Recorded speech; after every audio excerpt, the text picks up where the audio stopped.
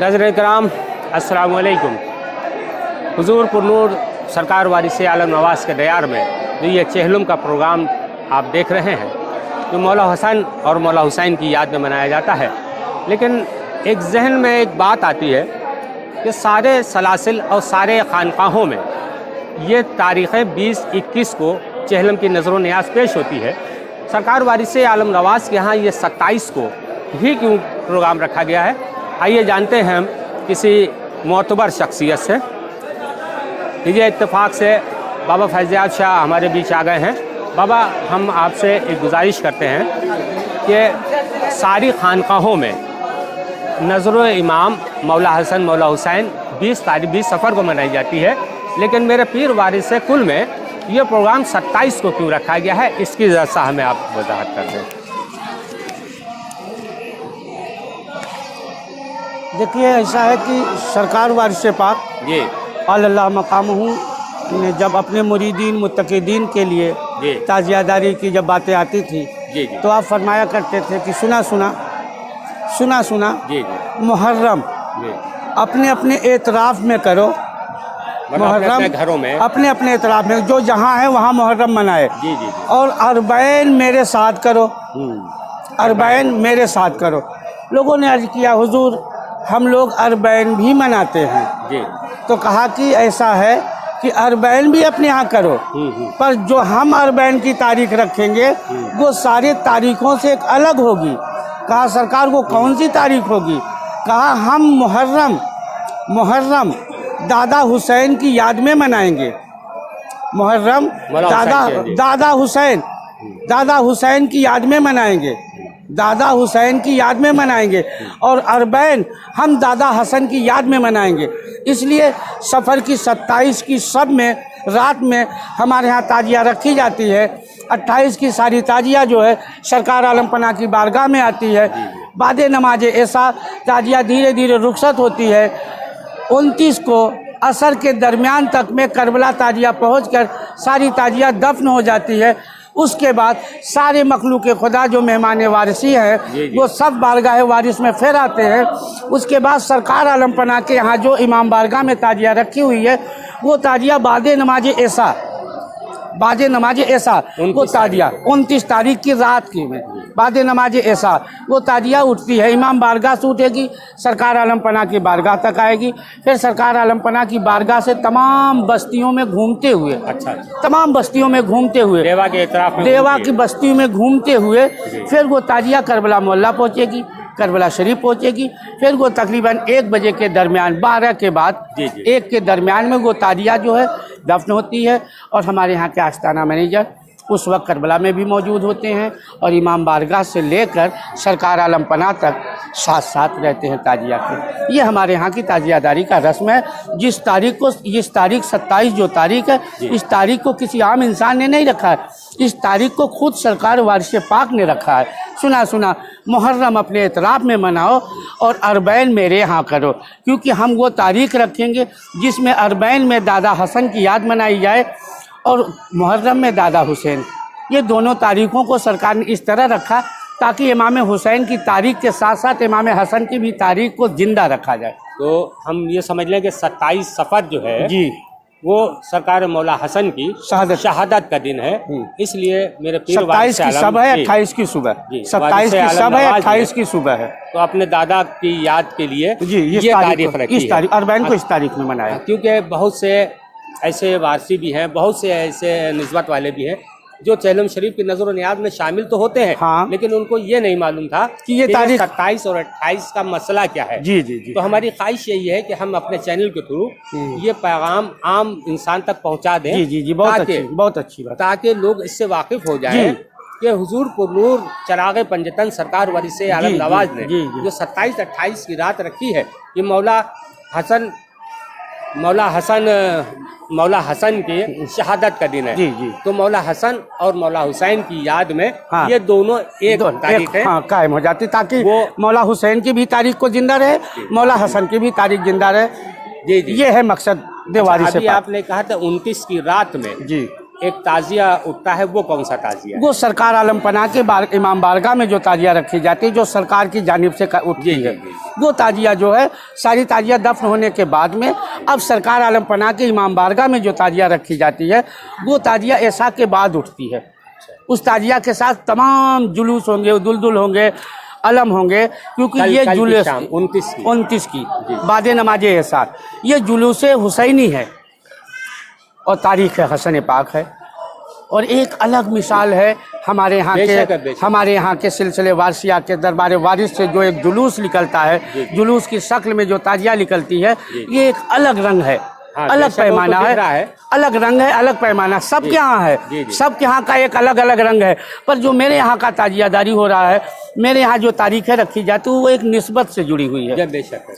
बगैर निस्बत से कोई काम नहीं है। अब हमें वहाँ तक रसाई नहीं होती, हमें वहाँ तक मालूमात नहीं होता, ये हमारी कमियाँ हैं, हमें जानकारी लेना चाहिए। अक्सर बाबा लोग ये कहते हैं, जैसे आज के तमाम नौजवान तबका हमारा, कि ताजिया हराम है।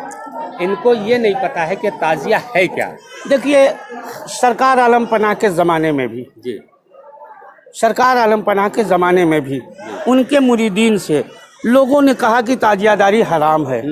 अब मुरीदीन सरकार आलम पनाह के पास आए, कहा हुजूर लोग कह रहे हैं कि ताजियादारी हराम है, आप क्या कहते हैं?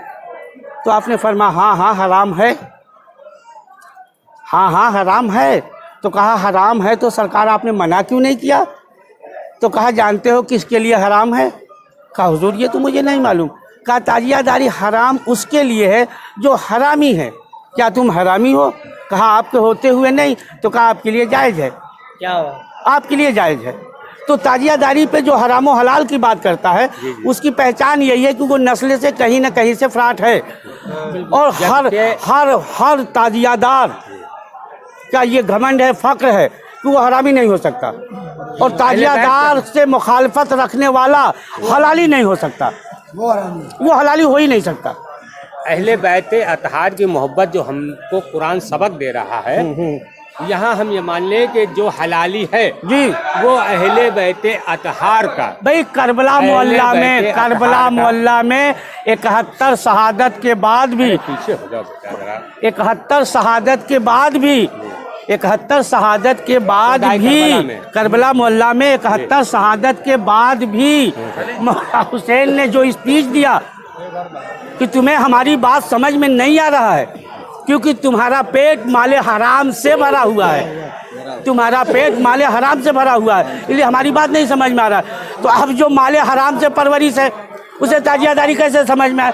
जो नस्ल का हरामी है, उसको ताजियादारी कैसे समझ में आए? जो नुत्फे का हरामी है, उसको ताजियादारी कैसे समझ में आए?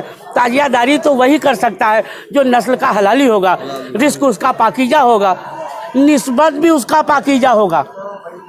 ये है ताजियादारी की पहचान। ताजियादारी करना सबके हिस्से में नहीं है। हुसैन की मोहब्बत लाना ये इतना आसान नहीं है। हुसैन को मोहब्बत लाने के लिए, अपने दिलों में हुसैन की मोहब्बत बैठाने के लिए, पहले अपने दिलो दिमाग को पाकीज़गी की तरफ बढ़ाना होगा, अपने रिस्क पे नज़र रखना होगा, अपनी नस्लों पर ध्यान रखना होगा। क्योंकि ताजियादारी की सबसे बड़ी पहचान है कि ताजियादारी से जो बगावत करे, जो ताजियादारी से दूरी बनाए, उसकी सीधी पहचान है कि वो हरामी है। हरामी ताजियादारी कर नहीं सकता और हलाली ताजियादारी से भाग नहीं सकता। यही है सबसे आसान तरीका, बाकी इससे आगे पीछे बात करने की कोई ज़रूरत नहीं। जबकि कुरान का फैसला यही है, अल्लाह के नबी सल्लल्लाहु अलैहि वसल्लम पर जो कलाम रब्बानी नाजिल हुआ, उसमें लिखा गया कि अहले बैते अतहार की मोहब्बत तुम पर फ़र्ज़ है, नमाज और सज्दे से पहले उनकी मोहब्बत फ़र्ज़ है। आपकी बात पे एक जुमला हम कहना चाहते हैं। मेराज मक्का में हुआ, मक्का से गए, वापस आए, थोड़े दिनों के बाद हिजरत किया, मदीने में आए, थोड़ा तफरी तफरा था, मस्जिद नबी तैयार हुई, 4-6 महीने का मामला हल हो गया। उसके बाद तमाम सहाबा इकराम मस्जिद नबी में बारगाह रहमत दो आलम के पास बैठे। कहा या रसूलल्लाह आप मेराज में गए? कहा हाँ। कहा खुदा कैसा था? जब खुदा से गुफ्तगू हुई तो खुदा कैसा था? मेराज के लिए गए। रसूल कायनात खामोश थे। फिर बसर हैं, बर्दाश्त नहीं हुआ।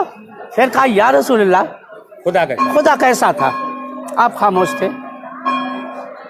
साहबा बहुत सोच रहे हैं, रसूल बोल नहीं है। तीसरी मर्तबा जैसे ही साहबा इकराम ने कहा या रसूलल्लाह खुदा कैसा था, आपने कहा मेरा खुदा ऐसा था। क्या कहा? मेरा खुदा ऐसा था। ऐसा था। सारे सहाबा की निगाह रसूल कायनात के दस्ते मुबारक से उंगली मुबारक की तरफ जब बढ़ी तो देख रहे कि वो उंगली अली के तरफ नजर आ रही है। कहा या रसूल अल्लाह ये अली हैं, या रसूल अल्लाह ये अली हैं। रसूल ने फरमाया मेरा खुदा ऐसा था। कहा या रसूल अल्लाह ये अली है। आपने फरमाया अली का कदम चूमो, अली का कदम चूमो, हसन का दामन पकड़ो, फातिमा की दहलीज चूमो और हुसैन से मोहब्बत करो, हम तुम्हारे साथ हैं। अच्छा, अगर मोहतरिज ये कहे कि जो अभी आपने दलील दी है हजरत अली मौला के लिए कि वो ये कहे कि साहब इसको कहाँ लिखा है, तो इसका क्या जवाब है? देखिए अब तुम दलील पे आओगे नहीं, तो फिर तुम्हें आम फहम आदमी भी अगर दलील पे आएगा तो दलील तो हर चीज़ का मिलेगा। दलील के लिए तुम्हें निस्बत होना चाहिए, तलाश होना चाहिए, किताब की मुताला होना चाहिए, न कि जबानी, न कि जबानी। और रसूल जो भी कहेंगे, रसूल जो भी कहेंगे वो कुरान के आईने में कहते हैं। रसूल की ज़बान अतहर से जो चीज़ निकलती है वो डायरेक्ट हदीस नबवी कहलाती है, न कि कोई आम किताब। जी। और हकीकत भी यही है कि तुम चाहे जितना बड़ा दीनदार बनो, पर अगर मोहब्बत हुसैन नहीं है तो नमाज तो रसूल की भी मोहब्बत नहीं। क्योंकि रसूल की मोहब्बत अगर तुम्हारे दिल में है तो उसकी मोहर हुसैन की मोहब्बत है। हुसैन की मोहब्बत से अगर आप दूर हैं और सिर्फ रसूल की मोहब्बत के डंका पीट रहे हैं तो वो सब फर्जी हो जाएगी। फवैलुल मुसल्लीन अल्लज़ीन वाला मामला होगा। जैसे नमाज और रोजा तुम्हारा फेंक दी जाएगी तुम्हारे मुंह पे, उसी तरह तुम्हारी मोहब्बत भी तुम्हारे मुंह पे फेंक दी जाएगी। मोहब्बत की जो असल दावा है, दलील है, वो हुसैन से है। हुसैन की मोहब्बत है तो रसूल की मोहब्बत जा ही नहीं सकती। हुसैन की मोहब्बत अगर दिल में बस गई तो हुसैन की मोहब्बत रसूल की मोहब्बत जा ही नहीं सकती। क्योंकि रसूल ने कहा है हुसैन मुझसे हैं, हुसैन मुझसे हैं और मैं हुसैन से हूँ। इस हदीस को तो मानेंगे। बिल्कुल बात तो हो गया क्लियर। हुसैन मुझसे हैं, मैं हुसैन से हूँ। क्यों कहा? यही बात थी। सिर्फ मेरे ही से काम नहीं, इनसे काम चलने वाला है। इन्हें पकड़ो, इनकी मोहब्बत से हमारे पास हमारी मोहब्बत तुमको आसानी से मिल जाएगी। अच्छा, अगर इसको आम जुमले में कहा जाए कि ये काम मेरे आका रहमत आलम सल्लल्लाहु अलैहि वसल्लम ने मोहब्बत करके भी बता दिया ताकि ये सुन्नत भी हो तुम पर और फर्ज भी हो। सजदे में जब मौला हुसैन तशरीफ लाए हैं तो आपने 72 बार सुबहान रब्बियल आला कहा। भाई ये तो हुसैन बता सकते हैं या रसूल? ये हुसैन बता सकते हैं या रसूल? लेकिन अजमत और मोहब्बत, देखिए, या हुसैन बता सकते हैं या रसूल कि कितनी मर्तबा रसूल ने पढ़ा। बस हकीकत ये है कि जब तक हुसैन हुसैन रसालत पुश्ते रसालत से नहीं उतरे तब तक रसूल का सर सजदे में है। अब रसूल अगर कह दिए कि मैंने 72 बार पढ़ा, हमें मानना है। बेशक है, क्योंकि ये बात तो सिर्फ रसूल बता सकते हैं। बाकी देखने वाला तो यही कहेगा कि जब तक हुसैन पुश्ते रसालत पे हैं तब तक रसूल सजदे में हैं। हुसैन पुश्ते रसालत से उतरे, रसूल सजदे से सर उठाए। असलियत इस पे आए। और अगर सजदे की बात बढ़ाओगे तो बात बढ़ेगी आगे। मेला है, हुजूम है, आज के लिए इतना काफ़ी है। आइंदा फिर इस पे गुफ्तगू किया जाएगा। अस्सलाम वालेकुम। आपने देखा कि सरकार वारिस आलम नवाज के दयार में जो चेहलम शरीफ मनाया जाता है, बाबा फैज़याब शाह की ज़ुबानी आपने सुना कि वो सरकार मौला हसन और मौला हुसैन अलैहिस्सलाम की याद में एक साथ मेरे पीर ने अपने दादा हुजूर की याद को इस तरह जो है सजाया है। जो आशिकाने वारिस और आशिकाने अहले बैत जो भीड़ आप यहाँ देख रहे हैं, जाहिर सी बात है ये आशिकों की ही हो सकती है। क्योंकि अगर आशिक नहीं तो माशूक नहीं। तो आज इश्क और माशूक ये दो चीज़ें ऐसी हैं जिसके बिना कायनात का निज़ाम चला ही नहीं। तो जब तक कि हम इश्क नहीं करेंगे तो जिसके लिए हमसे कहा गया है वो है अहले बैते अतहार सलामुल्लाहि अलैहा सैयदना फातिमा ज़हरा सलामुल्लाहि अलैहा, जिनके दयार के दीदार आप लोग कर रहे हैं। ये चिराग़ पंजतन सैयदना फातिमा ज़हरा सलामुल्लाहि अलैहा की ज़ात का मज़हर, सरकार अली मौला का पोता और सरकार दो आलम सल्लम की 29वीं पीढ़ी में शहजादा, जिसको हम लोग वारिस कुल वारिस आलम नवाज कहते हैं। ये उनके दयार से हम पैगाम को देते हैं आपको कि जो भी वारसी मोहब्बत नहीं कर सकता, मैं कहता हूँ वो वारसी नहीं, क्योंकि ये मेरे पीर का कौल है, सुनो सुनो मोहब्बत करो, मोहब्बत वजह तख्लीक़ कायनात है। अस्सलामु अलैकुम।